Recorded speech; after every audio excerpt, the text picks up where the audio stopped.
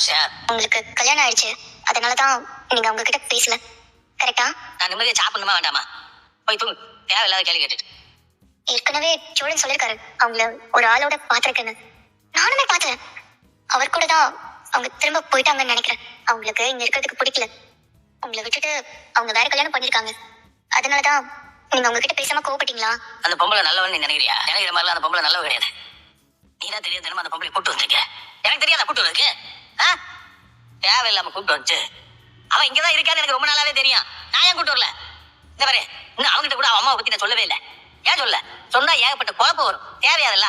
இந்த பாரு, அம்மா மேல பாஸ்ட் வச்சிட்டா. அவன் கிளம்பி போயிட்டா. என்ன பண்ணுவ? அவன் தான் இங்க இருக்க மாட்டான்னு எனக்கு தெரியுமே. அவங்க இருக்க மாட்டாங்கன்னு இப்ப சொல்றீங்க. அவங்க வந்து அன்னைக்கு என்கிட்ட சொல்லிருக்கலாம்ல. ஏன் அவன் கேட்கவே இல்லையா? ஏன் போனா கூட்டு வந்து வச்சா எல்லாரும் ஒன்னா சேர்ந்து கும்மி அடிச்சு குதூகலமா இருந்தீங்க. போயிட்டு வரலாம். சரி விடு. நீ என்ன வேண்டாம் கூட்டு வந்தா? ஏதோ நல்லது நடக்கும் கூட்டு வந்தா? அது நல்லது நடக்காதுன்னு எனக்கு தெரியுமே. சாப்பிட்டே இல்ல? போய் தூங்கு. எதுக்கு இந்த வீணா போனவளை பத்தி பேசிட்டு இருக்க இந்த நேரத்துல? ஆமா, இது என்னது? Chicken lollipop. நல்ல இனிப்பும் காரமா நல்லா தான் இருக்கு. இந்த பயிர்களுக்கு தோணி இருக்காது. எனக்கு தோறு வாங்குறது. நீதான் வேண்டு வந்திருப்ப. ரொம்ப தேங்க்ஸ். போய் தூங்கு. ஓ அண்ணி, நான் உனக்கு கேட்கலாமா? கேளுடா. உங்களுக்கு என்ன பிடிக்கும், நீங்க நிஜமாவே என் மேல பாசமா இருக்கீங்கன்னா இவ்வளவு நாள் நினைச்சேன். ஆனா நீங்க அப்படி இல்ல. என்ன அப்படி சொல்ற? நம்ம வீட்டுல நடக்கிற எல்லா பிரச்சனைக்கும் அந்த ஆள் தான் நீ காரணம். அவரால் தான் நாங்க எல்லாரும் ஒவ்வொரு விதத்துல கஷ்டப்பட்டு இருக்கோம். இப்படி அவருக்கு சாப்பாடு கொண்டு போய் கொடுக்குறீங்க.